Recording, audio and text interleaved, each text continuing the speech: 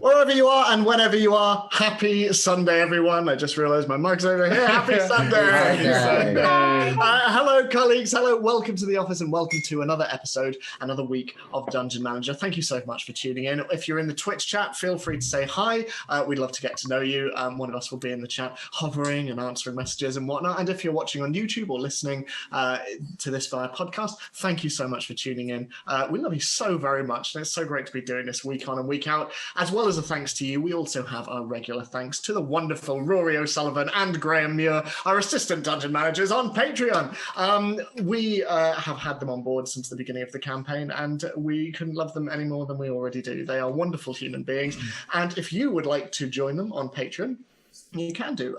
We have a Patreon set up. It's Dungeon Manager. And every other week we have new content being uploaded, maps, homebrew content, stat blocks, monsters, that are usually too weak for this group, so feel free to let them loose on your group. They'll have a great time with it. And we are also, as ever, affiliated with Zavi. Zavi have an entire D&D line of clothing and various merchandise, tote bags, t-shirts, mugs, and you can find all of that.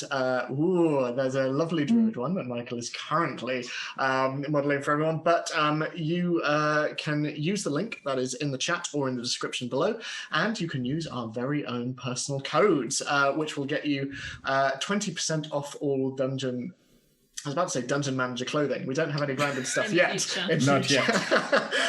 But if you use the code Dungeon20, you can get 20% off all D&D clothing on their site. And if you use the code Dungeon10 at the checkout, you can get 10% off site-wide. And if you would like to follow us, you can do so. You can do so on Twitter. You can do so on Instagram. You can do so on Facebook. You can also check us out on YouTube. You can subscribe to us on Twitch. And if you would rather listen, you can do so on iTunes, Spotify, and Podbean. That was my radio voice. But I think we are probably good to jump straight back in. So join us as we step out of the office, away from work, and once more into the world of Dungeon Manager.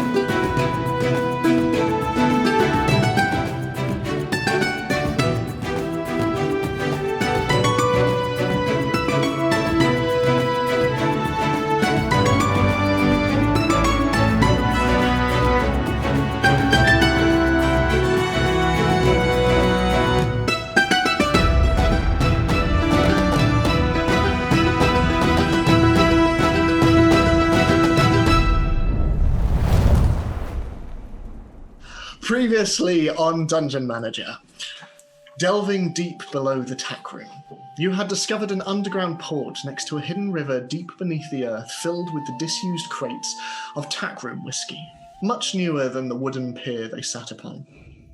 You encountered sea spawn, and after this you followed their trail into an old castle where you discovered their king, their god king, a giant by the name of Festus Saltwound, presiding over his mockery of a royal court. And entering, you tried to bargain with the giant. He had prisoners, and you wished to free them. With Scarlet in particular managing to bend his ear, particularly in regards to her culinary advice, but ultimately it was for naught. He was going to eat you, as was his god-king given right. And after a pitched and desperate battle in the watery ruins of his throne room, Zini, you were able to set him on fire, felling the giant on his own throne. And as he lies there, burning and blistering before you, your attention is turning towards the prisoners hanging from the cage in the ceiling. So, as the sound of the fire emanates from the throne at the opposite end of the large hallway, and with the various sea spawn descending into the depths from whence they came, what does everyone want to do?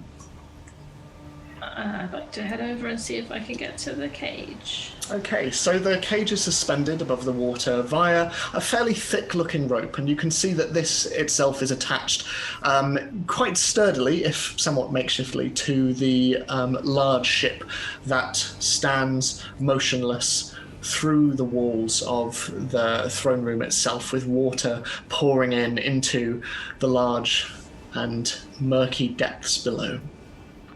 While Terra looks there, I'm just going to slowly de-levitate the whiskey that I had up in the air and like do a Terrence Howard style at the end of Iron Man next time. Except there never was a next time for him. Yeah, and there won't be for me, maybe, who knows. So I turn over to Oriana and say, shall we fill up the bag, and point to the gold on the floor?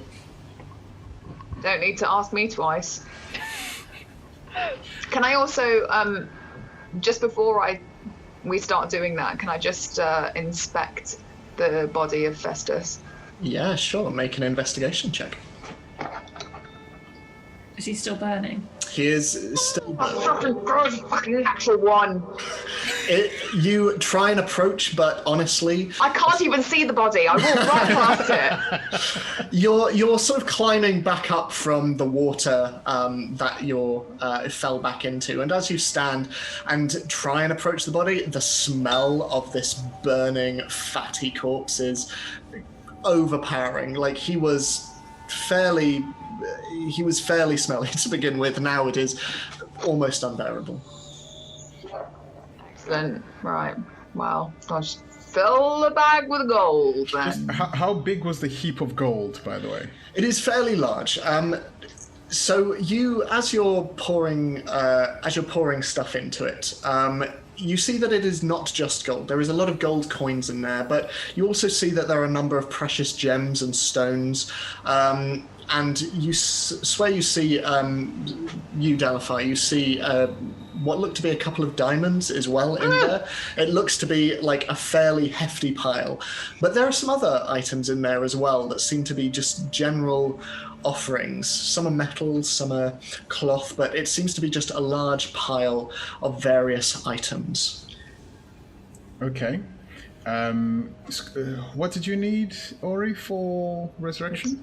Diamonds were 300 gold. 300? They must be worth 300 gold. Right, okay. It's what one human life is worth. So we just pile every ounce of what looks to be precious into the bag of holding. Okay, lovely. I have a list here, but when you all have a thorough look at it later, you may... I assume a bag of holding doesn't get heavier. No, it doesn't. Good. Can we have that in real life? Because that'd be really handy. I know, right? Would. So, Terra, you're looking at the cage, and as Scarlet slowly brings the crate down, Zini, you're still up on high. Is there anything that you're wanting to do? Could I clamber down the wall and go and see if I can help Terra, please? Yeah, absolutely. So you climb down. There are a fair number of trees and twisting vines and algae that stretch up the side of the wall, and you're able to use these for sort of claw holes as you make your way down and splash down into the water below that comes up to your knees as you wade over towards Terra. So the cage is above the water, but it's not like deep water. The water directly underneath is just... There's no floor underneath it. It is just water down into the sea. And it's on a crane of some kind? Yes, it is. So can I get up to the mechanism? Yeah, so you're able to climb up onto the... there are rocks and debris that surround the ship that you're able to clamber up onto. And you can see that from the looks of it, this crane, very, very simple. It moves left and it moves right, and that is it. And you get the impression that this is simply to move it from over the water to within the God King's reach. Right, so can I try and move it so that it's over solid ground? Yeah, make a strength check for me. I get advantage because I'm buff.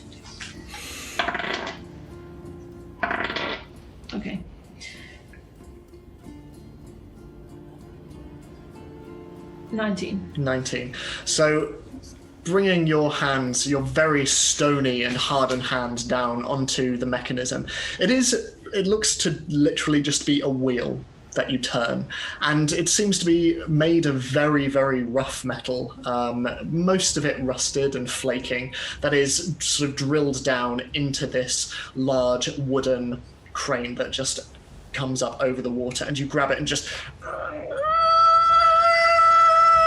and this echoes throughout the entire hall, and it's an uncomfortable sound for all of you to listen to, but the cage slowly moves away from the water and towards the center of the room, hanging around, you'd wager around 15 feet above the ground. While it's moving, can I please look and see if I recognize anyone? Make a perception check. 29.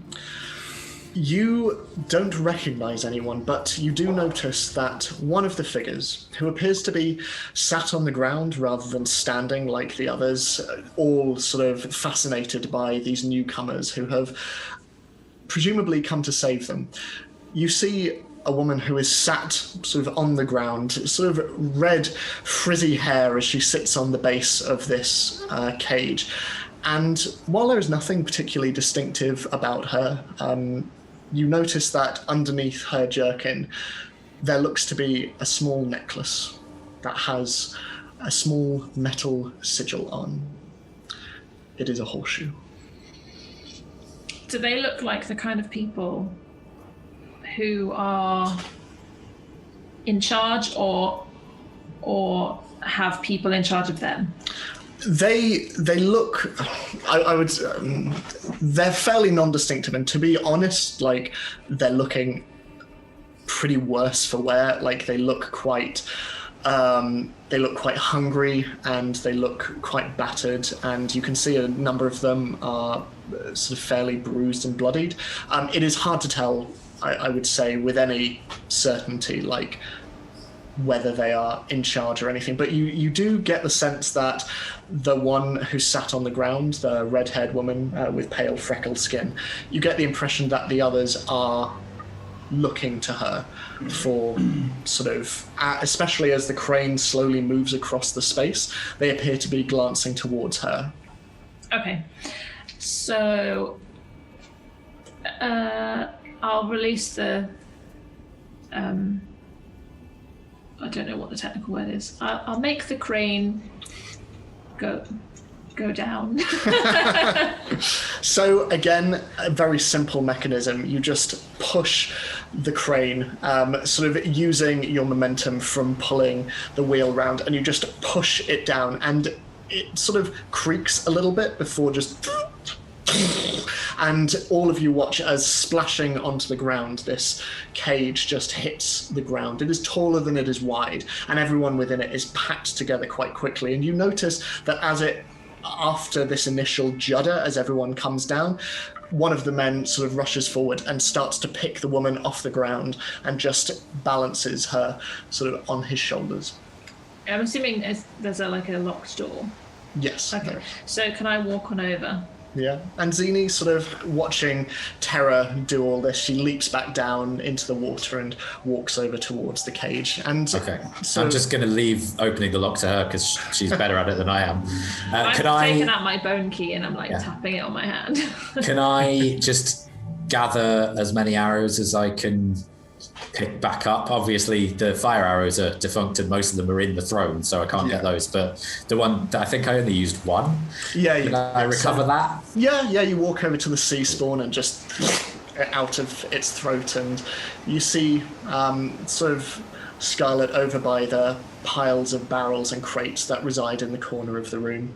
And you see Dalifar and Oriana pushing all of these various items and shiny objects into the bag of holding. Cool. So, Terra. So I'm going to reach through the bars and I'm going to just lift up the necklace and look at it and then put it down again. The woman with the red hair just sort of looks you up and down and doesn't say a word. You get the impression that all of these individuals are waiting to see what happens next.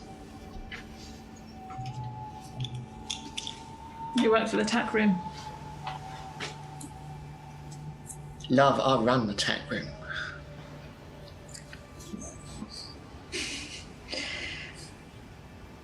Okay.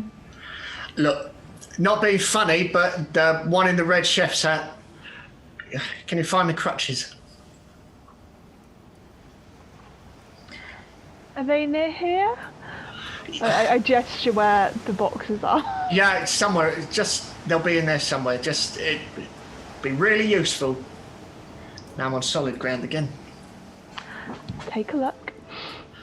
Make an investigation check for me. Also, I definitely cast prestidigitation to make myself dry.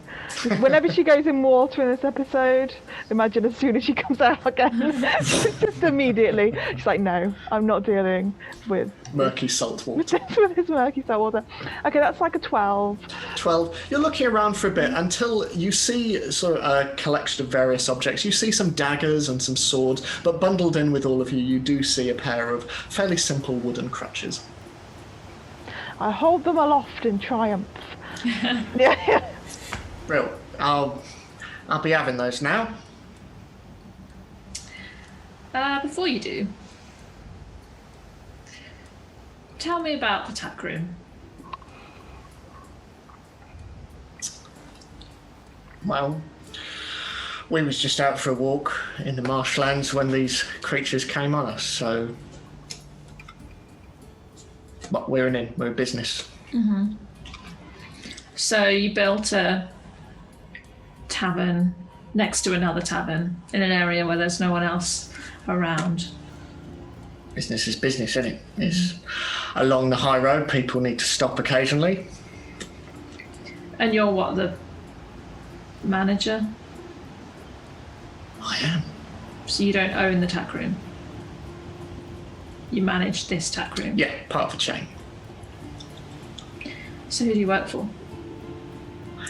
Lady, who the fuck are you? I'm the person with the key.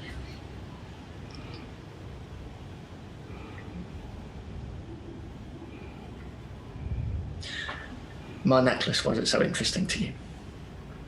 Why are you asking the questions? You're the one in the cage. Make a persuasion check. Is it not intimidation? I think Yeah, it's basically the same. You can intimidate if you want. Ed, Yes. can I get an insight read on this person? I think she's being evasive, but does Edie think she's being evasive? Make an insight check. 17.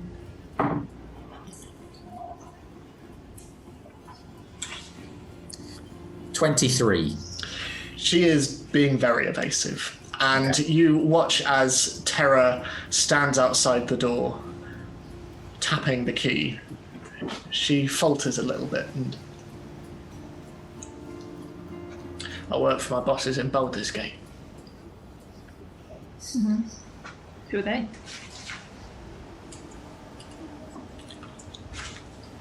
I feel like you know the answer to this question already. Does that make a difference?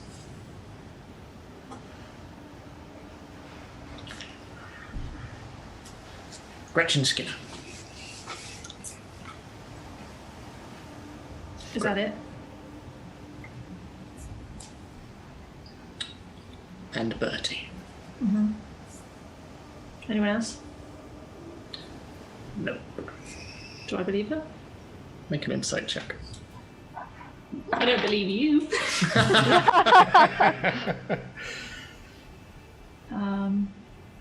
19. 19.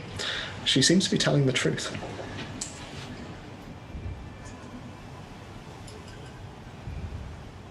I'll look around at the others. What about all of you? Oh, well, and they look towards her and we work for Marcy. That's that the long and short of it for us. Yeah. They're lying. They're lying. Yeah. Where's Zini at the moment? I would assume that I've just taken the arrow out of the sea spawn and then wandered back over towards you, but still with my bow and arrow out. I'm going to. Well, I don't know. I need a sense of the map. It's very big. Zini, could you go back to the crane controls for me?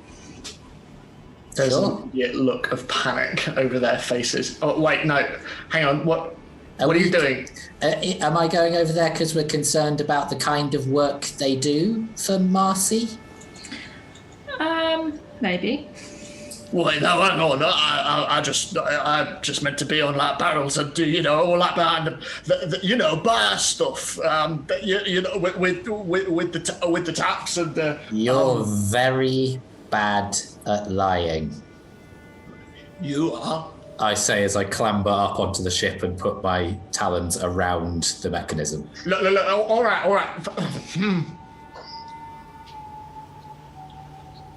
Like I said, I feel like you already know most of this information, so clarification is what you're wanting. Am I right? I just want the truth. Shouldn't be that hard.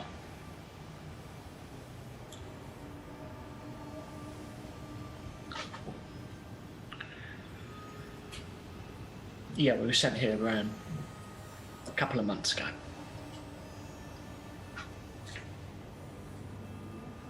Bye.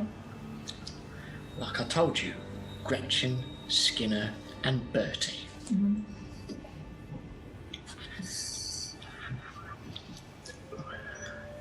They've got a project. Tack Room is a small cog in that project.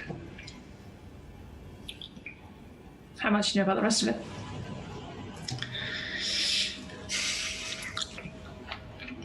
She glances up at Zini and then back at you.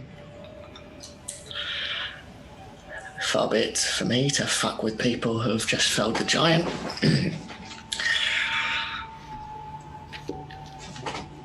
If you came from the sinkhole in this castle, you no doubt have already seen what is underneath the tack room. Am I correct? Is she referring to the whiskey boxes? You can ask.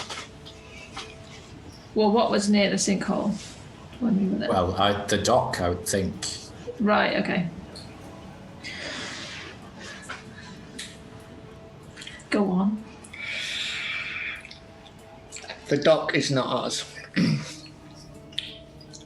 In fact, look, a couple of 100 years ago, there were people who used to take advantage of natural caverns, cave systems underground, rivers all along the Sword Coast. Pirates, smugglers, contraband, stuff they didn't want the authorities finding. A lot of these interconnected cave systems were very useful when it came to that, as I'm sure you can imagine. Anyway, this bloke from Waterdeep, can't remember his name off the top of my head, Bilcham or Filcher, I don't know, but he comes to the Skinner family with a proposition. And not just the Skinner family, all the major crime families along the Sword Coast saying, hey, maybe we should fucking pool our resources, work together, use these old systems. Anyway, Filcham, he suggested he should be in charge. Funnily enough, not many of the other families took kindly to that. That fell to the Briars in Neverwinter and their leader, Talabrina Countmesser. She decided to usurp the operation. Skinners ain't used to playing second fiddle to no one. So, for the past couple of months, they've been asking us to erect tack rooms all along the Sword Coast. Bertie, I take it from your face. You know Bertie? Continue the story. Bertie's been buying up land all along the Sword Coast, above the old ports the pirates used to have. We've been building tack rooms on them. burying down, reappropriating them. So they have some semblance of control. In order to do what? Originally it was to fuck about with the briars, but now it's, like I say, they're not very good at playing second fiddle. As I understand it, they plan on sending some cargo. What kind of cargo?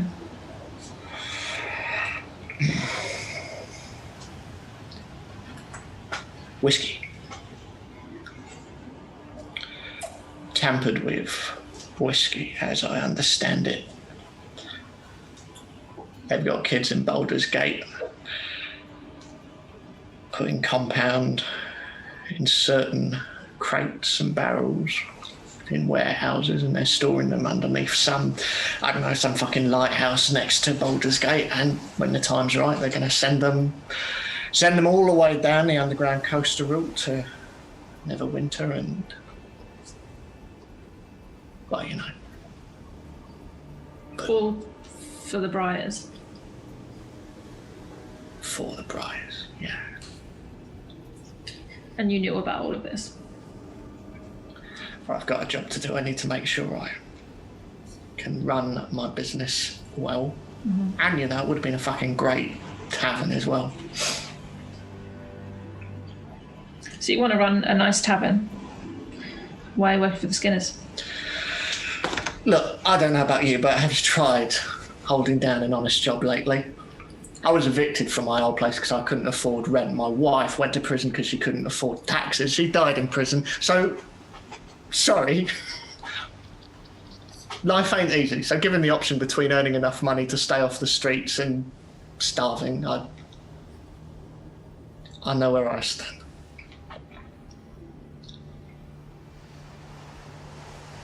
How many other people are there in the cage? There are 5 others. Okay, so 6 altogether. Mm.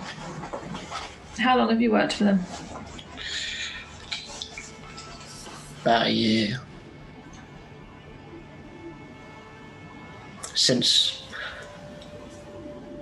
the big guy died, really. Tell me about that.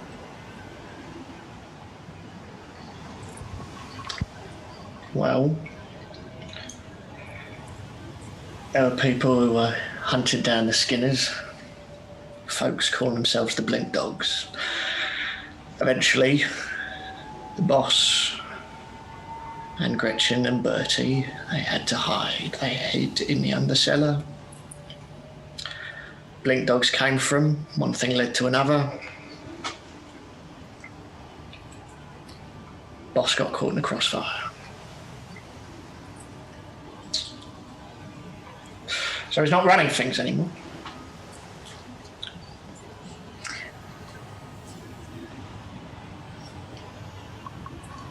I might need some out-of-game clarification. So, did we already know that the Blink Dogs had taken him out?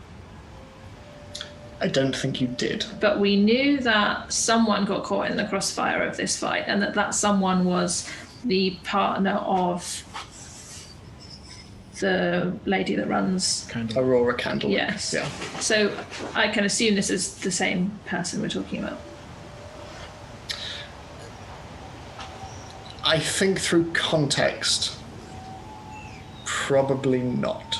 Okay. Because you know what Aurora's lover looked like. Oh, I do. Okay. Yeah, there was a painting in her room or something, and he was identified as some lesser noble, I seem to remember. So it could have fitted, but... It seems odd to me. I'm just thinking aloud. Not aloud. It seems odd that we wouldn't know that already. Okay.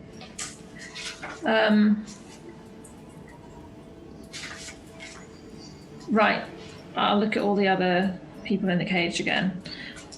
What are you going to do with yourselves? I mean, whatever you'd like us to do, we're happy. Marcy? She's asking you.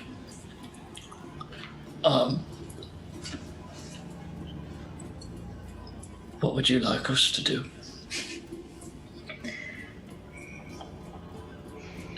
So I'll take my key and can I use it to unpick the lock? You can. But I'd like to have a hand on the door, keeping it closed. Okay.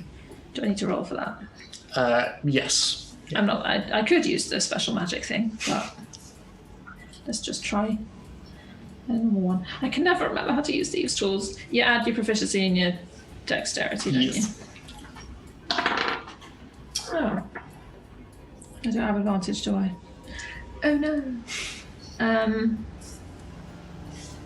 9, 5, 6, 7, 8, 9. I mean, that allows you advantage on Oh, does it? picking lots. I wondered if I had yeah. advantage. Okay, I'll take one for it. That's much better. 26.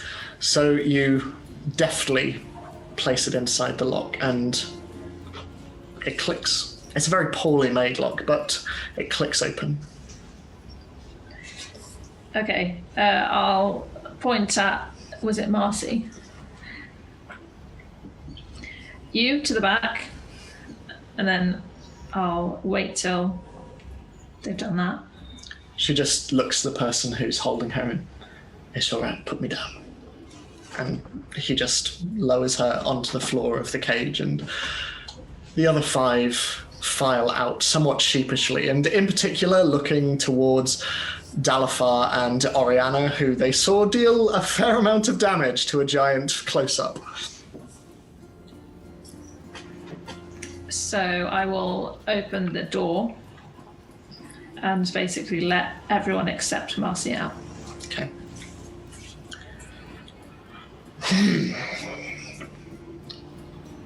So what now? Well, I'll tell you what I'm thinking. You worked with this family knowing full well what they were doing, what their plans were. You knew that they were working with children for free labour, putting some kind of explosive into whiskey bottles, whatever. The fact that you're okay with that is a problem for me.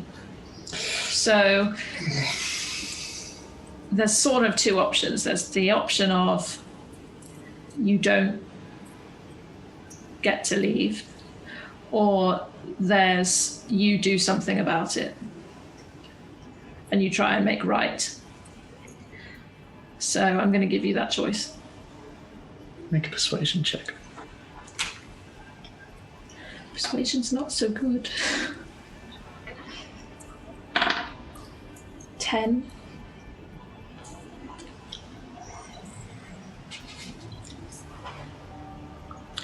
So what alternative would you propose in this hypothetical?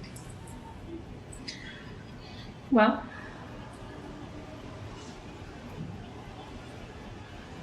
you're clearly a person of some abilities. Thank you. I'm sure you could figure out a way to make some kind of small positive impact.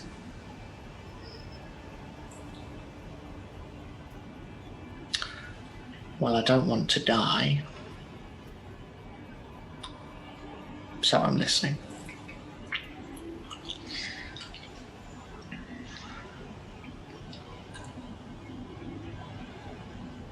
Where are the Skinners? At the lighthouse near Boulder's Gate. It's an old one, just up the coastline, slightly north of the main walls. What's the setup? Do they have guards? Yeah, they have guards. More importantly, they have the brand. Yeah, I've heard about this person. Yeah, bet you have. What do you know about them? Magic use a bloody strong one at that. Anyone who crosses him, little more than a charred corpse. He likes fire.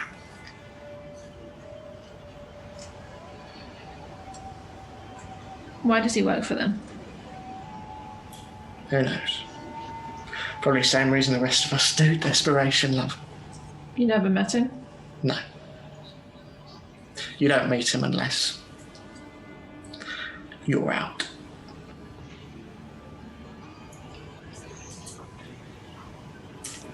Tell me where the factories are, the warehouses.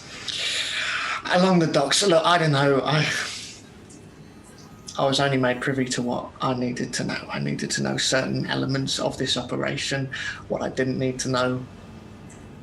But I know they're along the docks.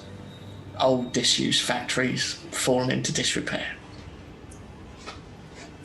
If you ask me for a location, I can't give it to you.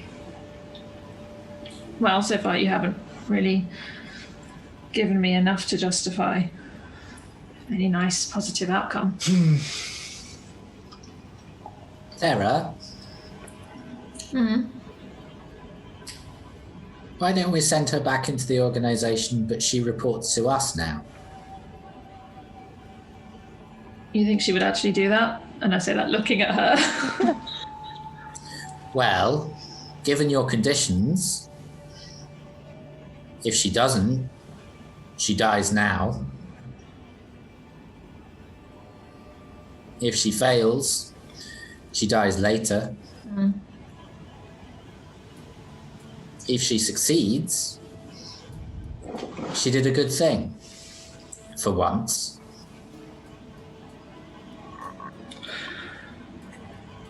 I'll give you one thing for free. You're proposing that I turn my back on these Skinner people. Now, I've only been working for, just over a year. At most. I didn't go into this for loyalty, I went into this for money. So, if you're proposing that I work for you lot, and she looks towards the bag of holding that Dalafar is just putting the last of the gold into, I'm happy for you to employ me. And my men. All of us. You really think you're in a position right now to request payment? Seems like you need something.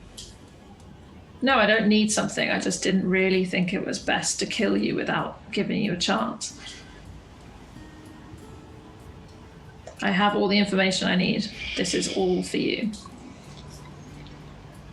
Or at least enough to get back to Baldur's Gate. Okay. I'll look over at everyone else because obviously it's not my money. Any strong opinions? Just out of game, have we all been sort of listening to this conversation? If you want to have been, yeah. It's fairly open and certainly there's nothing hiding it. Yeah. Do we know roughly, can we kind of estimate roughly how much gold we think there might be? Make a retroactive investigation check. I'll do that. Oh, let's see. Make a retroactive investing check. Oh, where's that gone? Oh, it's rolled all the way away. Fuck off. Right. Sorry, guys. How very Oriana are you? Yeah, I know.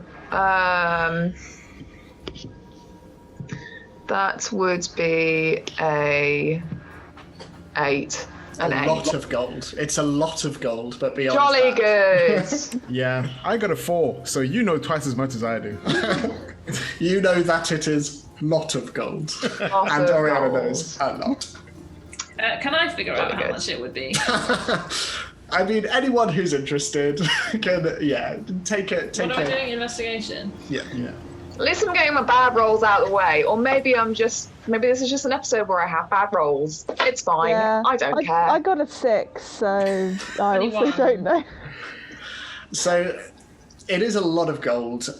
This is evident to all of you. Terra, looking at it, you over the years have become very aware of the cost of things and the importance of holding on to gold and making sure that it doesn't go missing. Therefore, you have learned to sort of figure out piles of gold, and certainly when you were with the Skinners, piles of gold is something that you were accustomed to seeing in the back rooms of certain buildings.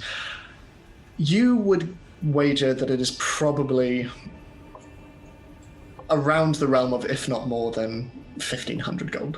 What? Sorry, that's me out of game. I love the idea of Terra just like looking really stoic for a moment. Thinking and then like, Say what? 1,500 for what? Travel and food and stuff to get them back. I mean, to be clear, they're not asking for all of that. No, there's 1,500 in the pile. Oh, I see. They're not asking for all of that. I thought you were saying it would cost 1,500 to send No. How much would it cost? That's what I was asking. Right, okay. Sorry, my bad. So, yeah, I would say it would probably, for a comfortable journey back in terms of like hiring horses and things like that, you'd probably be looking They at... can't all have horses. We're giving them one cart and one horse. Okay, in that case, probably around 100 gold, Okay. I would say, to hire a cart. Okay. I will take out 100 gold from my own pocket. My pocket of, Pocket of holding. Yeah. My credit card.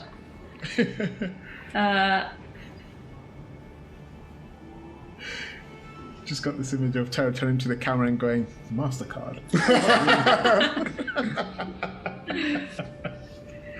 Okay. I'll hold it out, but sort of still hold it, if you see what I mean. I realise there's no way for me to have any kind of guarantee that you'll actually do this, but I hope my friend over there has made it very clear what will happen. If not... Abundantly. We need some way to communicate. Can you write? Yeah, of course I can fucking write. I was due to own a tavern. Right, okay. How do people communicate in this sort of situation? So you would We don't really have a base. know that in Baldur's Gate there are numerous rookeries. So a lot of people send messages via Raven. Some send them by horseback or cart. So post can be quite slow. Certainly, sort of in terms of street level. Obviously, in terms of upper echelons, there'd be things like messaging spells and stuff like that. But in terms of what this individual would have access to, Raven probably the best way. Okay.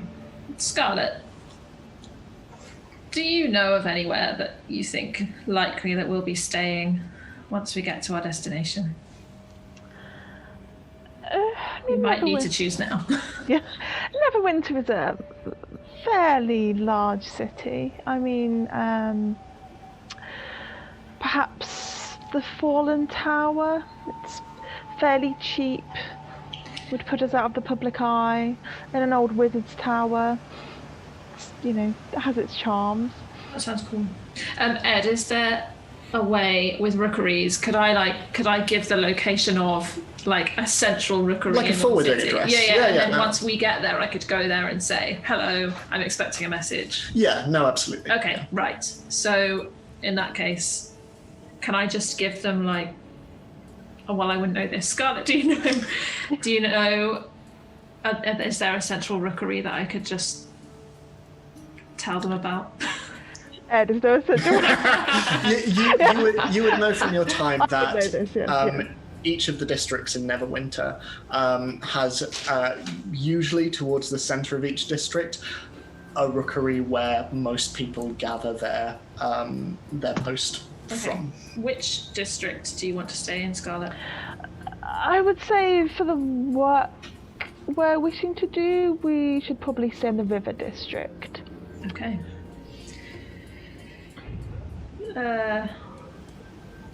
Send any updates to the rookery in the River District. Be careful about it. I'll look around at the others. Any other advice? Can I just speak up? Marcy, Dragon. it's Zini, but thanks. I know that you can betray us as soon as you get back to Baldur's Gate. Just know that you don't gain anything by doing so. The Skinners know of us. They know we're coming for them. The only thing you gain by telling them that, and that you were offered a job with us, is that you were compromised. Do you understand me? Yep, fair point, well made. Good luck. I'll drop the money into her hand. She takes it and puts it in what remains of her pockets and, right, now can I have my crutches, please? I cast prestidigitation to clean them. I imagine they're probably a bit dusty. And I'm not rude. I'm like, certainly, here you go. She takes these now sparkling crutches and sort of gives you a bit of an odd look and a, what the fuck is like, what is this group dynamic? And then she just brings herself up and start of a beautiful friendship then, I guess. Who am I addressing the letters to? Good question. Oh, I want to come up with a cool name, but I don't have one. Perhaps, The 5. or care of the menagerie, Why the menagerie? because that's. Have I not said it enough? I thought. Well, I want our name to be the Shadow Menagerie. We've got lots of animals. I can become an animal. We like the shadows. But I'm It's not really an cool. animal. No, you're not. Maybe I should leave you to this, or... I mean, just like... Just address it to the 5. We'll get it. Boring. Alright, the 5, the I 4... quite liked the watch from when we were in the Idlewents. The Yeah, but like every city guard is called the Watch. Exactly. So it's very under the radar. This feels like a conversation you should all have in private. So I'm going to take the gold and we'll head off. You decide who to address it to. I'm sure they'll figure it out. Alright. That's how post works. Yeah, you just go into the rookery. We also I've have got to the know what to look letter. for. We also need to know what to look for. Because it's going to be Rooks, ravens, and crows are very clever birds. It'll be I'll tell you fine. what. I'll tell you what. The crow will arrive, but we go to the rookery and say we've got a letter, and they say, who's it to? I'm like, oh, we don't know. Put a horseshoe on it. Not a real one. A picture of a horseshoe. Okay. I think we'll figure it out. Fair enough. If anyone sees me, it will just look like I'm doodling in a particularly loyal manner. Mm-hmm. Well, we'll leave you to your well-gotten gains. Safe travels. Yeah, thanks. Be seeing you. Pleasure. And with that, she begins to move off, and the other 5 follow her until eventually they head out, leaving the throne room empty, and all of you stood there. Zini up on the ship, and the rest of you down on the ground. Can I take a look at the dead body of the giant, please? You can, absolutely. Looking for anything in particular, or? Just sort of seeing what is on the body. I'm also Okay. like, because they had lots of crudely put together items. The fire is dying down now, so make an investigation check for me.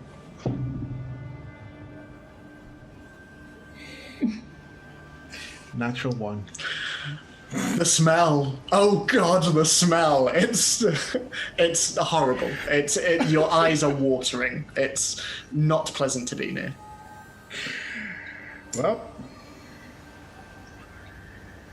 Well, shall we call it a night? Because we've... Yes, please. I'm very tired. And we probably all need to rest. Have the Skinner's workers left now? They've left the room, yeah. Okay, I was just saying to Sarah, I'm on this crate. I don't think I could have moved it if I tried. I don't think I'm strong enough. Yeah, the thought crossed my mind. It was just fun to see you try. It's a good thing they just told us everything they knew without us actually having to do it. Yeah, you were very intimidating. I felt that was the main thrust. Yes, and I imagine the threat of being here for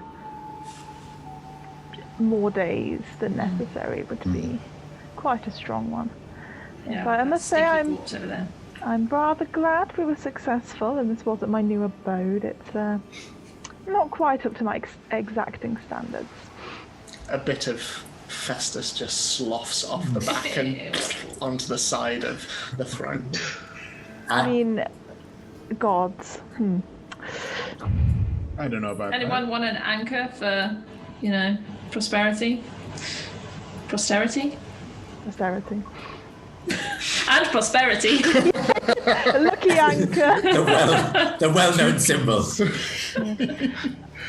No. I mean, should we keep a few of the whiskey bottles in case they're the ones that have been tampered with if we need further evidence or I don't know. To blow up something to sound. Well, we could potentially take it somewhere and see if we could figure out what's in it. I let's just go to one of the crates and sort of pull a bottle, examine it, see if I can see anything untoward, because I imagine Dalafar's had some whiskies. Dalafar knows whiskey. Make an investigation check. See if you can identify science. Make a whiskey check, you make a cider check. Oh, that's terrible, but I love it. It is a 10. 10. It looks like whiskey. It is very dark, it's very deep, and very fine as well. I would like to take a couple to put in the bag of holding. I'd also like to have a quick look around the rest of the crates, just if there's anything fun. Anything Make an investigation check. Let me go to my skills. Investigation. Oh, that's an 18. So you see a couple of things. Most of it is sort of rotted over food, and even this appears to have been got at a little bit and eaten. It's a very unpleasant smell. But as you look around, you find a lot of items. Most of them are sort of like rusty offerings of like weapons and daggers and things like that. You do, however, see a couple of items. You see one crate that seems to have sort of been broken open, and there are a number of smashed glass vials within them, all of which seem to sort of be in those wooden test tube holders. Most of them are smashed. There are two that appear to be intact from separate crates. One of them is a fairly sort of translucent, viscous liquid, and there appears to be what looks like a very tiny, and you suspect probably dead jellyfish just floating inside of it. The only other vial that you find that is intact is, it looks a bit like murky water, but there is, every time you look at it, sort of almost the impression of storm clouds whirling around inside. It's quite beautiful to look at. And then next to this, as you're sort of scanning the area, you see that underneath a number of broken crates and barrels, there is a chest piece. And as you look around even more, you see that it is, in fact, an entire set of armor. It is dark, and it is patterned with images of the sea and krakens underneath it. You also see that the pauldrons are spiked almost like the fins of anglerfish, but they give the impression of this sort of this horned silhouette. It is dark, almost black armor. It looks like oil in water to look at it, but it's, in comparison to the rusted metal items that surround it, it's in almost perfect condition. I'd like to pick up the 2 vials tentatively and make sure they don't explode as soon as I pick them up or something, because that would be an awkward way to die. And then I'll go, Ariana, there's some armour here. I don't know if it's worth us putting it in the bag of holding and see if we could sell it or use it or... Yeah. I go over and I go and put the armor in the bag of holding. I'm assuming that we can't actually identify like what the stats are for it unless we take it to an armorer or something. Or a scarlet now. Yeah, although it takes 10 minutes per item, so if I'm going to do anything... Maybe do it when we get back to the pub. Yeah. Zini is leaning against the wall. Yeah. Like, can we please go? To be fair, Oriana also looks pretty tired. So. Yeah, and very wet, I imagine. Yeah. I mean, Zini's quite wet now too, because I had to clamber up onto the ship, so... That's all right. As Oriana comes over and shifts this, Oriana, you discover quite heavy armor off the ground and takes it back over to the bag of holding. Scarlet, as you turn, you notice one more thing that catches your eye. To anyone else, it would be utterly inconsequential. Barely worth noticing, especially in amongst all the things that lie scattered about. But you see what remains of a corpse. The corpse, most of the flesh is gone from it, and judging from the tooth marks, you imagine this is the work of sea spawn. The clothes are made of hide, stitched together, sort of wolf pelts, and most of them sort of matted and rotting on account of the moisture and the sea. But around the neck of this particular corpse, on a simple frayed string, on the end there is a small wooden symbol. It's very simple. It is a wolf. Is the body unidentifiable? It is, unfortunately. I take one look at it, and I just cast bonfire to burn it to a crisp. You all sort of turn around in surprise as this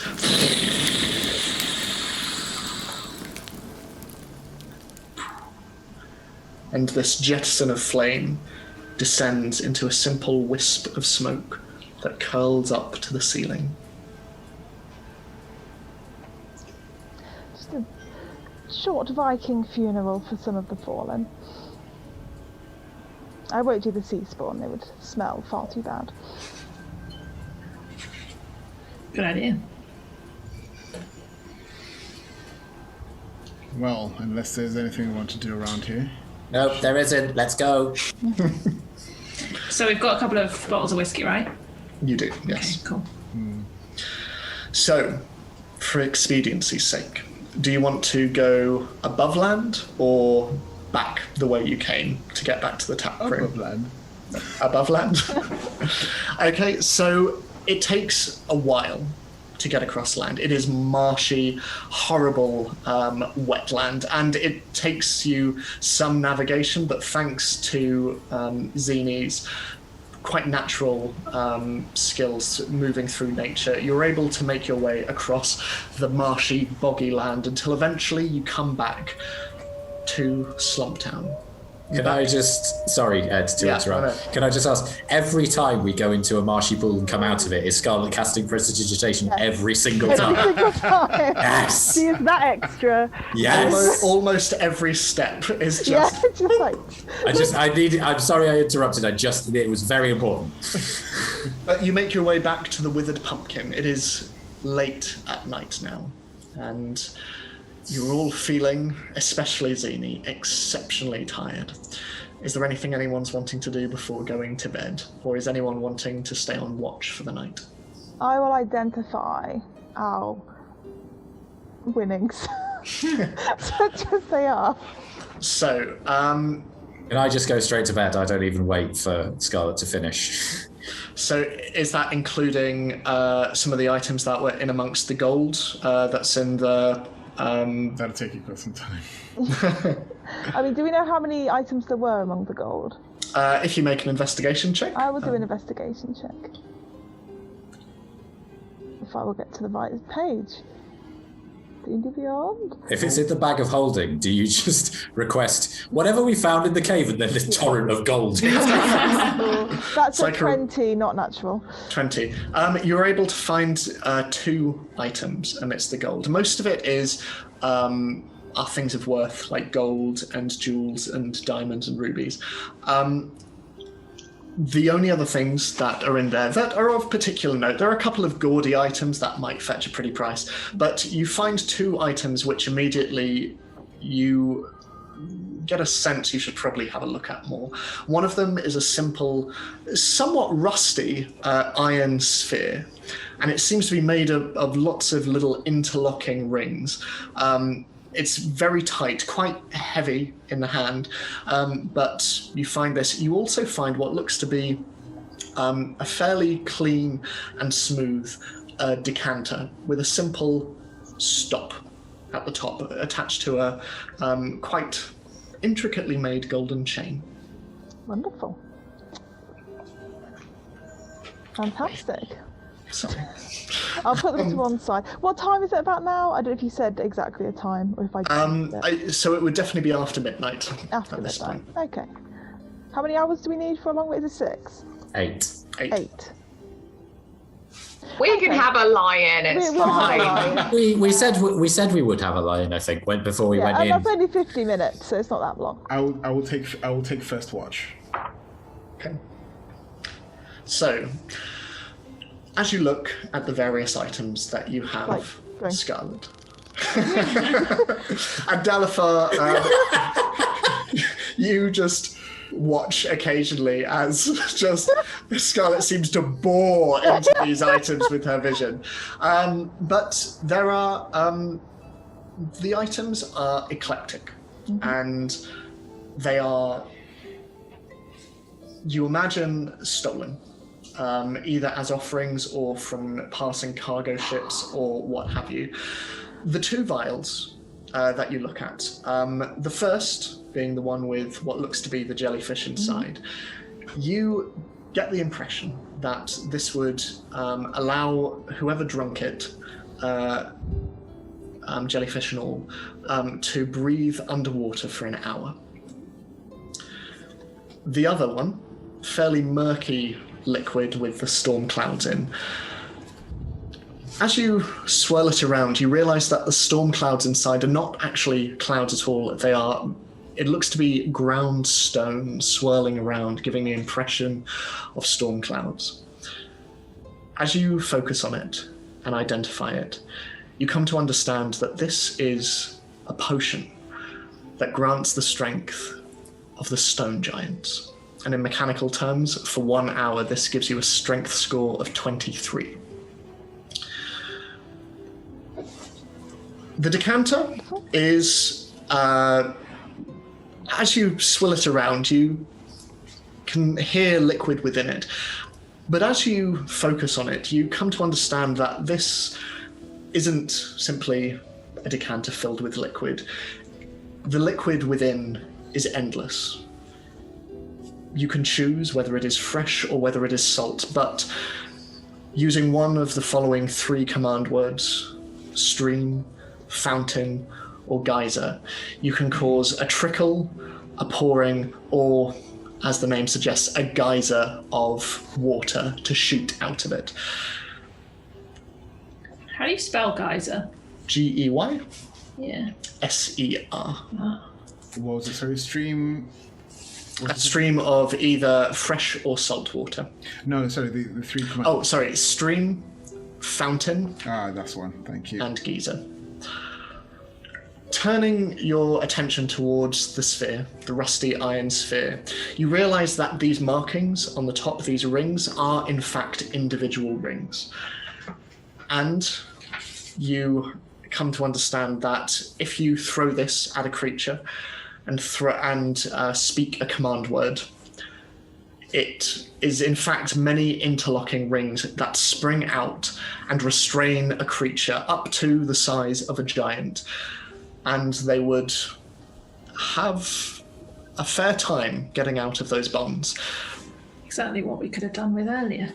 Yeah, we could have just I could have just walked over to the corner, picked that up. Here I am. Job's a good one. Oh man. And I just beat up on him on the floor. Yeah. But it works in that way once every day. So every day you're able to activate it, and you are also able to deactivate it within the same day. Presumably, just mechanically, there's like a saving throw to see if it works. Yes, there is. So the target would have to succeed on a DC 20 strength saving throw or be restrained. They cannot repeat that saving throw, and they are stuck for 24 hours if you do not release them. Wow. If it's unsuccessful, do you get to use it again, or is it just... So I believe it stops working until the following day. I will check that, but I believe that's the case. The final item is the armor, which you look at. The armor is heavy, and it offers a fair amount of protection. And looking at it, you get the sense that whoever once owned this was probably someone who was very much at one with the sea. It enables the wearer to move through the water at the same speed as they would walk. So in combat, that would be 30 feet, whereas usually underwater, your speed would be halved. And if you drop to 0 hit points, it propels its wearer up to the water's surface and out of the depths. So these are the items that you find. Potion of giant strength, a potion of water breathing, the iron bands of Bilaro, a decanter of endless water, and mariner's armor.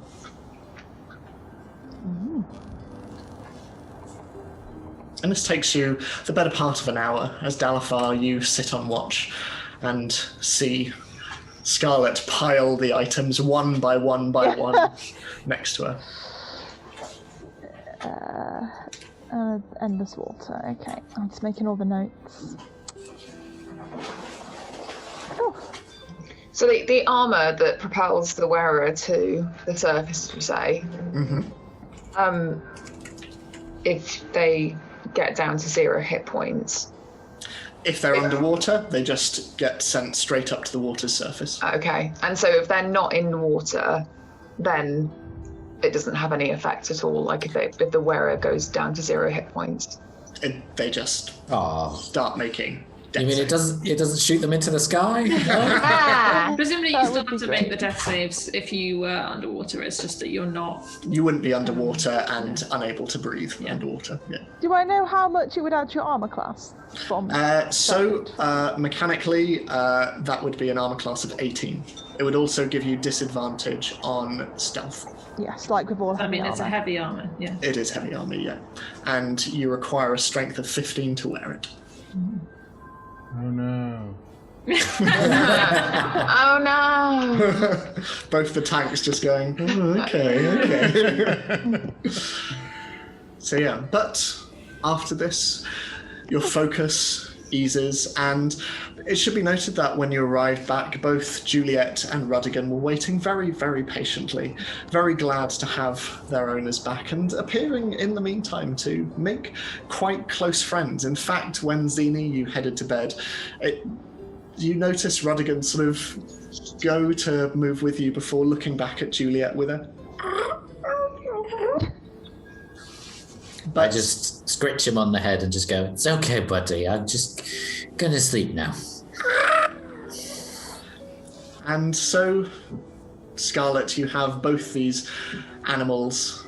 As you place the magic items to one side, both of them, sort of in a strange yin-yang symbol of red and black, are just curled together on the floor with their tails curled around one another. Aww. And every so often, one of Juliet's 6 legs just...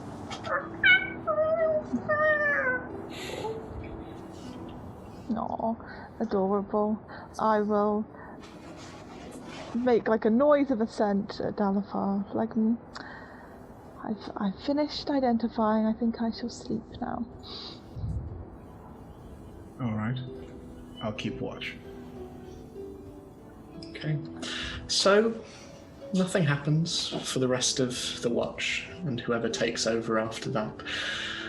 You are all very tired, and you're all exhausted. And you wake in the morning.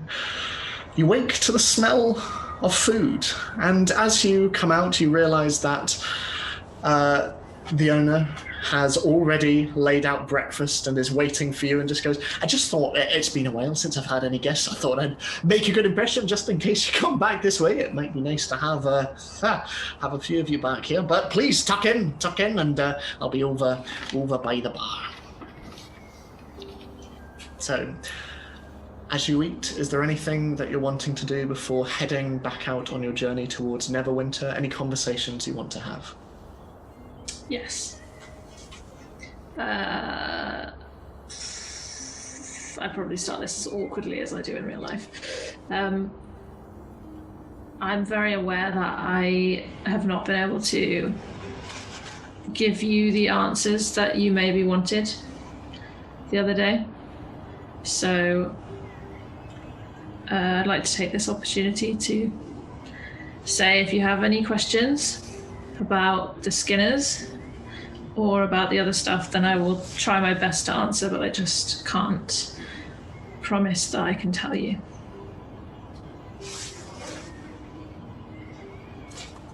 Why are you looking for the Skinners? Before I answer that, I might need you to tell me how much you already know about the Skinners, because I can't remember how much we've talked about. I think we met Littlefinger, and he gave us some information. I think. Did you meet him by yourself? So you all met Will. That's what I was thinking, yeah, you met Will, and sort of their past was alluded to. Yeah. He spoke of working for the Skinners, often unwillingly, and poor treatment at their hands. Did he mention the lady to which you went and saw without anyone knowing you did? Because I think he said make sure you go see her, but I think that was in private to you. Oh, you mean the guard person? Yes. Joanne. No, I don't think we've talked about that. Yeah, I think you did that only so without us knowing him. Okay. Yeah. Okay. Well, might as well start from scratch. Zini, do you remember that orphanage that we went to? I do. So that used to be a warehouse where the Skinners ran a. Well, you heard what Marcy said about the docks, the warehouses with the children. So it was one of those, basically, but not for whiskey, just general.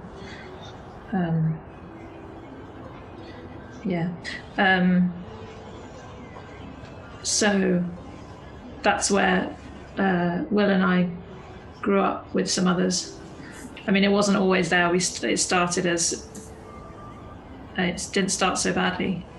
They kind of took us in off the streets and then just got worse. But yeah, I mean, long story short, some of us escaped.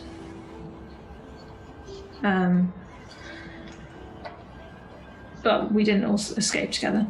And I didn't know what had happened to them, but I left Baldur's Gate. Took on some odd jobs. knowing that eventually I would be able to come back and do something about it.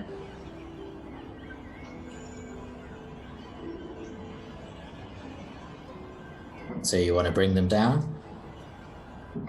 That's the plan. I don't want to speak to the others, but I'm with you.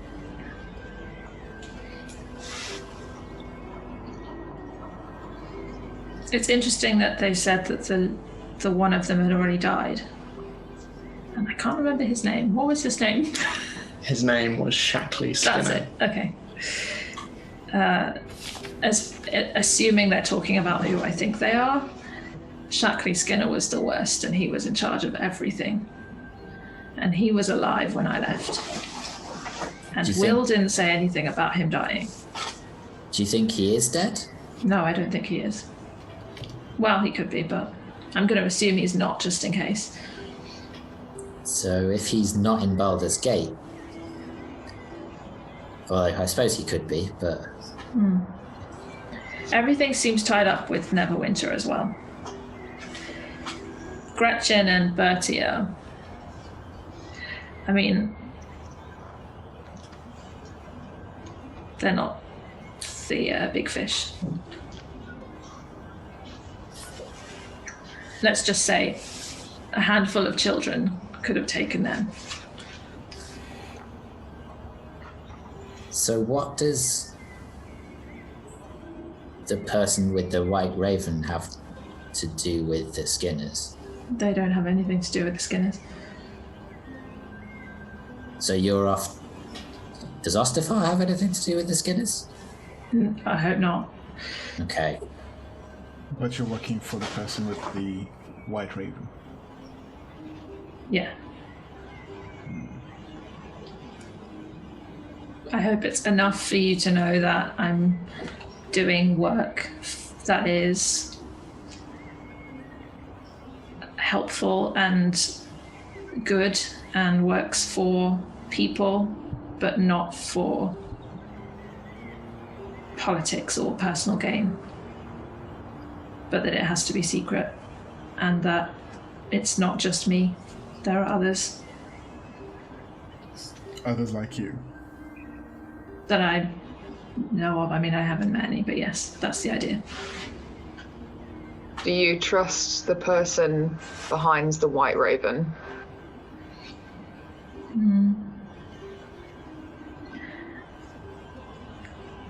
It's hard to trust someone you don't know. But I know what kinds of things they work against and work for, and that has to say something. And they also gave me a chance to do something with my life. So that says a lot to me. How did they find you? I don't know. Like I said, I was just doing work, helping people, taking on random jobs. I'm sure some of you have done that before. I don't know. They must have just found out, and then I received a letter. And so are they helping you with the Skinners? No, they're not. I haven't told them about it. I think it's too small of an issue. So what did they help you with? Nothing. I helped them. Do you help them with the Skinners? No, I don't think they know about the Skinners. So they're after Ostafar. I think they're after a good outcome for the majority. And clearly, Ostafar is not that. But they haven't told you what this outcome is. I don't know if they know. They're seeking information, that's what I provide. So they probably don't know any more than we do. So why do you feel obligated to give them information? Because it's my job, and I get paid for it. So they pay you? Yeah, a small, regular amount. Well, That's something I can't argue with. Delphi just chuckles and just goes, well, you didn't have to ask whether that helped you or not, so.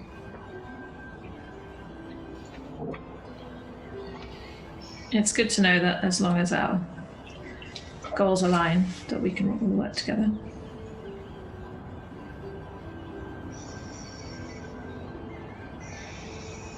Okay.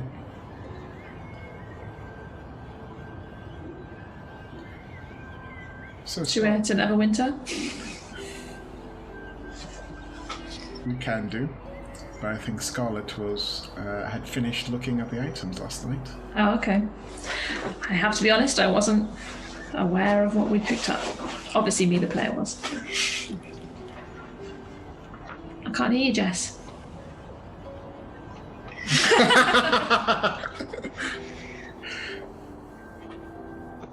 Technology! How about this? Yay! Yes. Yes.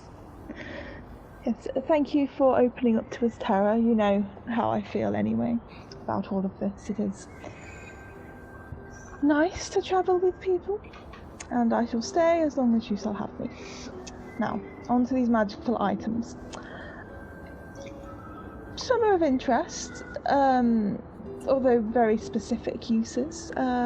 We have 2 separate potions. One allows you to breathe underwater for an hour, which could be fairly useful, but less so in the city, I must say. I don't know if it's worth putting that in the bag of holding and saving that for a rainy day. There's another one that grants you the strength of stone giants. Again, only for an hour, but still, I imagine you could have quite an impact in those 60 minutes with all of that strength. There is a decanter that allows you to have endless water, fresh or salt water, which is good. Means we will never run out of sustenance, I suppose. Why would you ever need endless salt water? In case you wanted to torture me. It's alright, Zini, we can keep it fresh for you. I guess you could have, like, if you had a boat, this is just my thinking, if you had a boat, you could set it to geyser or whatever, and then just put it on the front of the boat, facing forwards, and then create your own... Yeah. Wake. Yeah. Yeah. I mean, it's essentially like a jetpack, but with water. It should be noted that this item, if you choose the geyser function and point it at someone, they need to succeed on a strength saving throw or be knocked prone. So there is also that application. Yeah. As well as drinking it, you can make it spurt out at high speeds, which again could be useful in certain circumstances. I don't mind keeping that on my person, as of course water is always helpful in the cooking realm. There is also a trap of sorts that you can use to restrain creatures up to the size of that interesting king we fought yesterday. Okay. So again, that could come in handy. I don't know if anyone in particular wants to hold on to that. I would love that, but I think any of us could definitely use it. Yeah. I feel like maybe somebody who gets a little bit closer in combat than I do. Mm-hmm. I mean, I could throw pretty far, but... What's the range on it? Basically, you... it doesn't say, but you just need to make a dexterity I guess it'll attack be with whatever proficiency. range a thrown thing is, which is Although my probably deck- based on... Yeah. Sorry. No, you go ahead, Catherine. I was just saying it's probably based on your own dex Yeah. thingy. I'm sure D&D have it written somewhere. Yeah. Yeah. Well, that rules me out because my dex is crap. Which I'm it's for me to have it, but... Just a quick mechanical question in the mechanics of how that would work. If Scarlet were to basically throw railgun that at somebody, that would still work, right? I mean, in theory, yeah. So if something is flying and we can't physically just throw it, you can use that and activate it and drop something that is potentially flying up to the size of a giant and bring it down to earth for us. I mean, yeah, in fact, because you only need to use your action to speak the command word, so you'd need to prep a turn beforehand. But if you held an action to say the command word as you were like shooting this thing across the battlefield, yeah, that would absolutely work. That is fair. A true fastball special. Okay. Cool. Well, I put it on the middle of the table for whoever would like it. But I'm pretty dexterous, but Terra, you're pretty dexterous as well, aren't you? Like to be more dexterous, but I am slightly above average. Shall I hold on to it for now, and then if we change our mind, I can give it to you? Yeah. Well, it seems like maybe one of those things where we can just pass We it can around. swap it. I assume Yeah. it doesn't take attunement. No, it doesn't. None of these do, with the exception of the final item. The armor. And we have some interesting armor. A bit. Depends how much you like the ocean, I guess, whether or not this aesthetic. Not me. Really cool. Yes, I was going to say it seems particularly unsuited for Xenia, especially as it's heavy, so it would be a little bit noisy if you were planning on being. But it seems fairly useful if, again, you were in water. It allows you to move through water quickly. If you take a lot of damage and fall unconscious while in water, it will make sure you safely go to the surface. So I don't know if any of our heavy hitters would like to try it, or we could always try and sell it once we're in Neverwinter if the water applications wouldn't be quite as useful for us. Well, I don't wear armor, so. Well, it depends if because you could essentially use the decanter and the armor in an enclosed space. And the potion of water breathing. That is very true. I hope you have an encounter set up for this, Ed, because I do now. Yeah. If you just fully intend for us to just do landlocked things, We're just like, I mean, the water breathing potion is a single use, although obviously the armor and the decanter are not. But yes, I think it's best that the armor probably goes in the bag of holding unless somebody would like to try it on. And Yeah, but if you're one-on-one in a room with somebody, you could fill it with water, drink the potion, and then fight them in the armor. And it's very specific, I know, but I feel like that's how we would use it. yeah, one day. If we ever encounter the water temple from Ocarina of Time, then this would be very useful. Okay. Shadow Oriana. I mean, I am ever hopeful that we will never have to use it in a sewer context, given that we've been very city-based. Keep it in the bag of holding for now, I think. Yeah. Mechanically, do either of you have a lower, base AC than 18? My current, it would bring my AC up to 19, but I'm assuming I could probably get some armor crafted that may bring my AC up to 20, so I don't think it's... You probably wouldn't be able to get anything crafted like that. Unless it was very special commission. But for the most part, just in terms of mechanically, the only way you can really get an armor class of 20 without any shields or anything is usually through a magical item or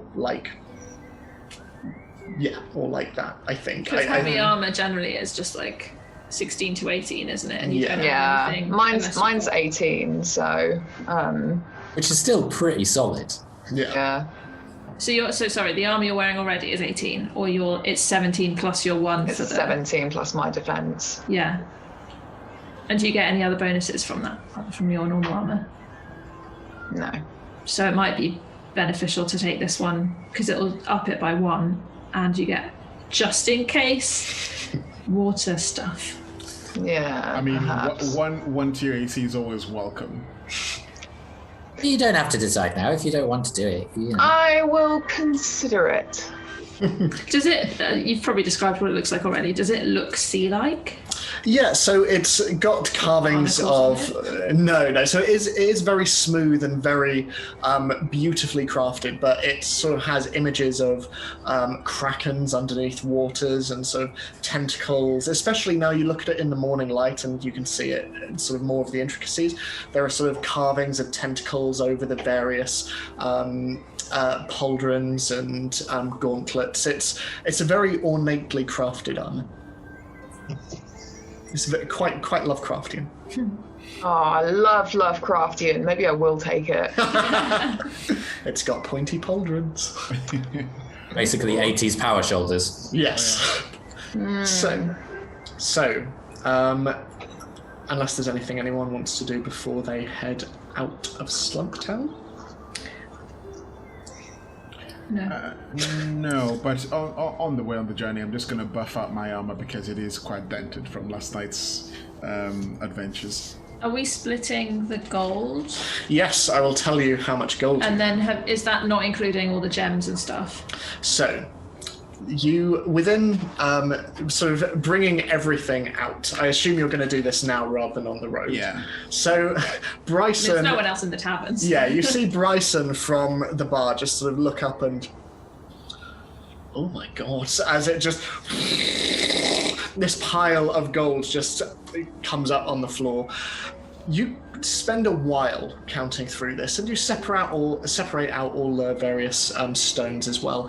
You're able to find 2 diamonds in there, quite large, and mechanically, Diani, one of them is worth 300 gold. We say that I keep the diamonds just for like resurrection purposes, if everyone's happy with that. Yeah. There are 5 rubies in there, and 3 what look to be green gemstones, potentially emeralds, it's hard to tell. But you also tally up all of the gold, is 1,875 gold. How does one go about selling rubies and stuff?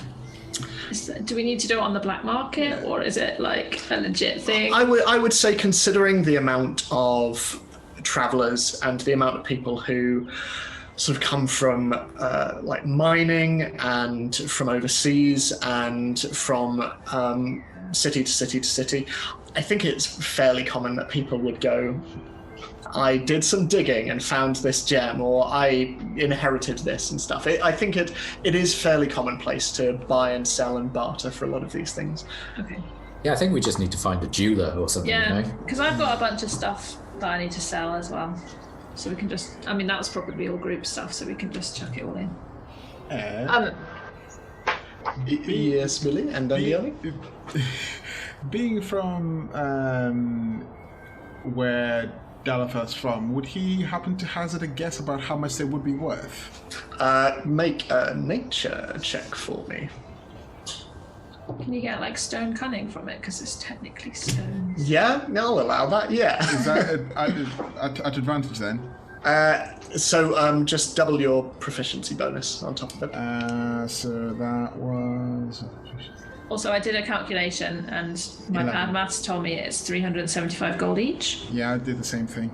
Okay. 11 for stone cunning. You would wager that you could probably fetch between 100 to 200 per stone, you'd think. So fairly worth. And in terms of Oriana's diamonds, one, like I say, around 300 gold. The other, you're looking probably more at 250. I relay this to the group as to what the gems and the diamonds are probably worth. How much gold was there again? It's 300. It's 360 gold each. 375. 360. I thought it was 375. How much Is it was there? 375? How much was there altogether, Ed? Sorry. 1875. I got 357. I missed the 1875. I thought it was 1800. We can figure this out. It's because I thought there was 1,800, but Oh, 1875 divided by 5 is 375. Yeah, it is. So you divide up this quite substantial amount of gold between you all, and you leave the Withered Pumpkin. You collect your mounts. It is cold, but it is not quite as blisteringly cold as it was the day before. There is snow falling from above, but it is soft and melts on impact. Ruddigan and the Nithbeast seem remarkably glad to see you all. Ruddigan, obviously, is always glad to see you, but the Nithbeasts, they seem to be turning to you all. They appear to recognize you as you approach them, and there is what you would swear would be the wagging of tongues if it weren't quite so sinister as they just clamber forward with. Could I purchase some meat from the person who was looking after them? So you, as he sees you approach, you see that the door is locked and that the window is only barely ajar. And seeing you come, he just, in response to your request, just disappears behind and then opens the window again. And once again, you see this large barge pole just come out with a bucket on the end. And he just put the gold in the bucket, okay? How much are you? Let's go 3 gold. 3 gold sound reasonable? 3 gold it is. And I Okay. put 3 gold in. And this large bucket of meat comes out, and you have to grab it quite quickly because the Nithbeasts do see it and are just. But you're able to sort of wrap all of it up and save it for the journey. And with that, unless there's any preparations you want to make, you leap aboard your Nithbeasts and Ruddigan, and you head northwards. It's 3 days' travel until you get to Neverwinter and ride along the Sword Coast. You move away from marshland and come out once again to familiar long grass plains, many of which are covered in snow and trees. Mountains still stretch off to your right, to the east, but eventually these peter out after the first day. Is there anything that anyone is wanting to do over the next 3 days before getting to Neverwinter?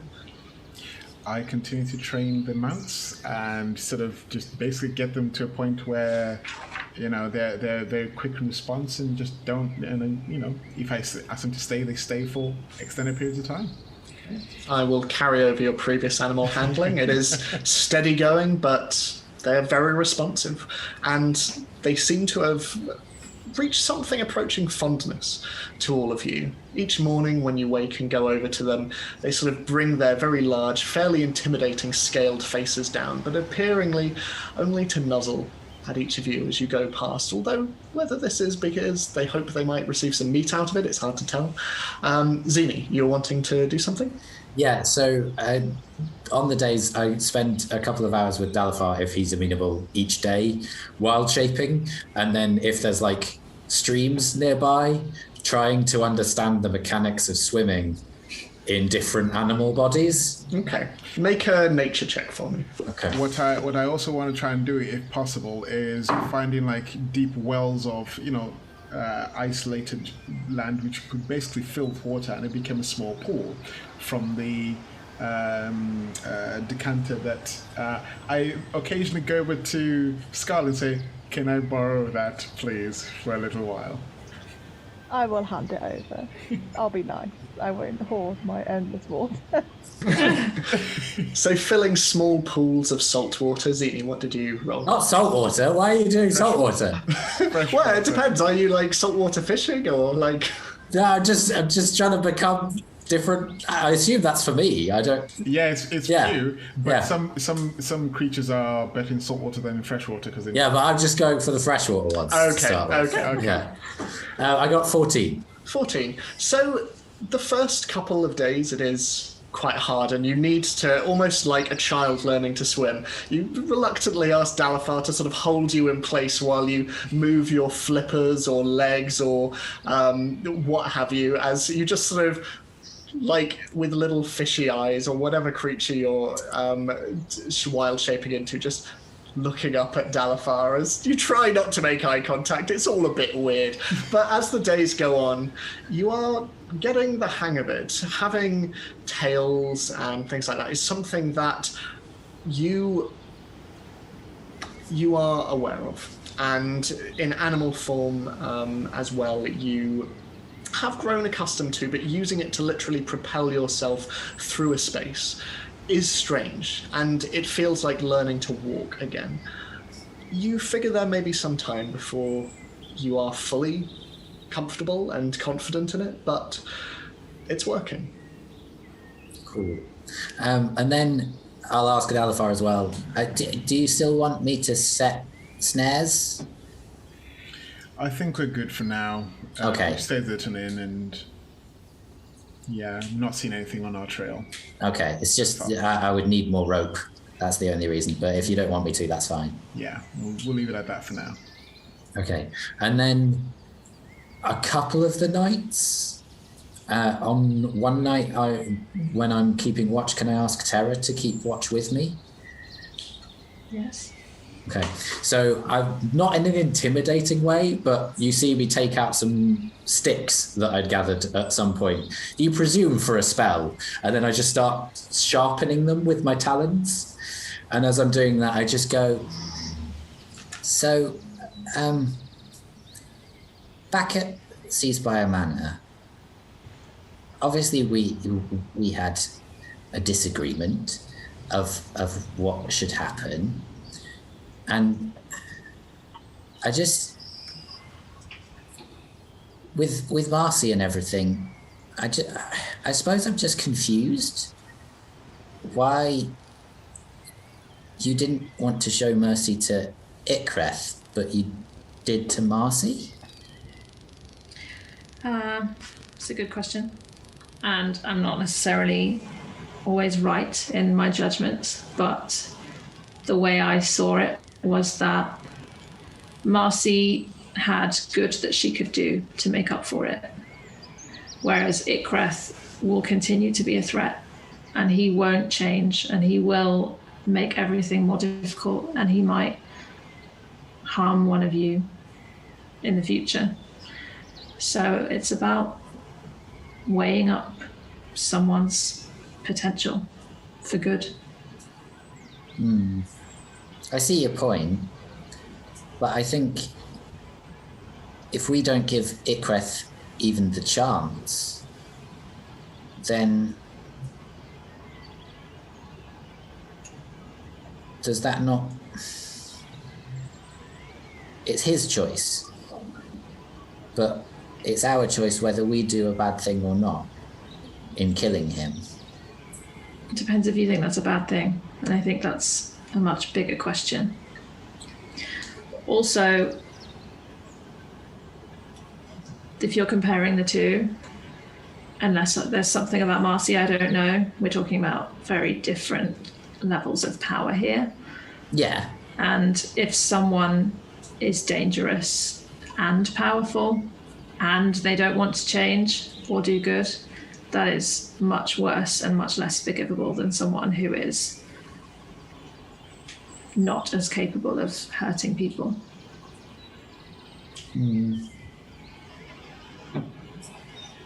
I just feel like if we don't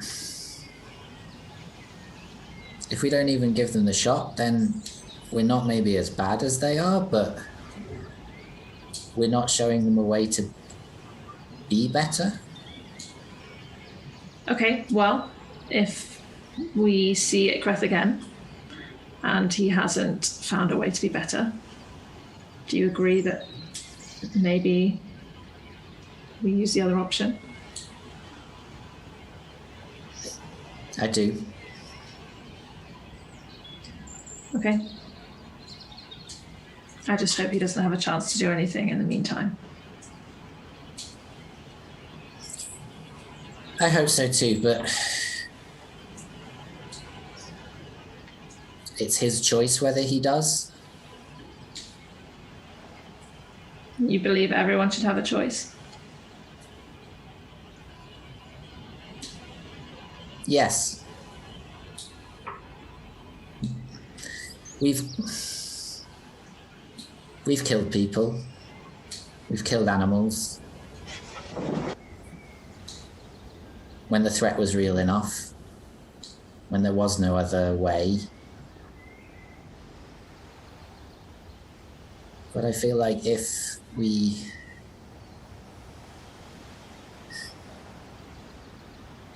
with every choice we make, we have a chance to be better than before.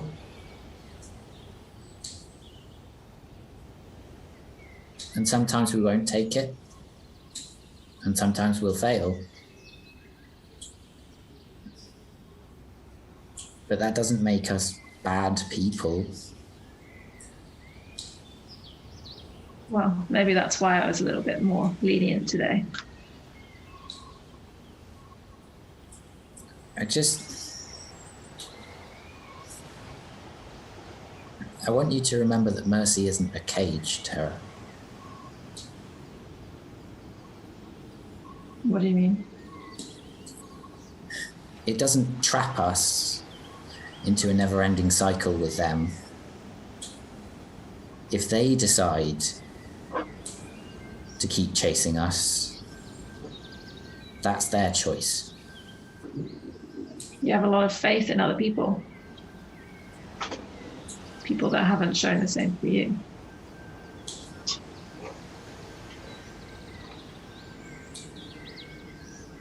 I don't always. But I'm trying. I respect that.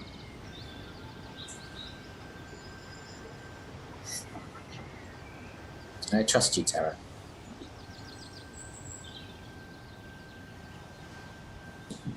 I trust you too. And then just go back to my watch. So, you continue northwards. You continue up the coast. And Scarlet, as you ride north, further and further, the lands around you become familiar. From your time in Neverwinter, and the time before. But you all 5 of you ride northwards to wherever that may lead you. That is where we will end this week's session. Thank you all very much.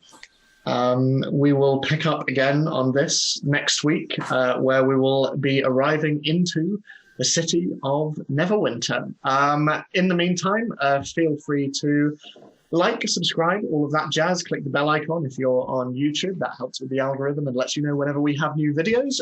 You can also check us out on Twitter, Instagram, iTunes, Spotify, Podbean. We're also available on Patreon. We would be indebted to you if you choose to go check that out. We have lots of lovely stuff coming up on there, which we're really excited to share. In the meantime, stay safe out there, stay well, stay with one another, and we love you so much, and we will see you again next week. Have a good one.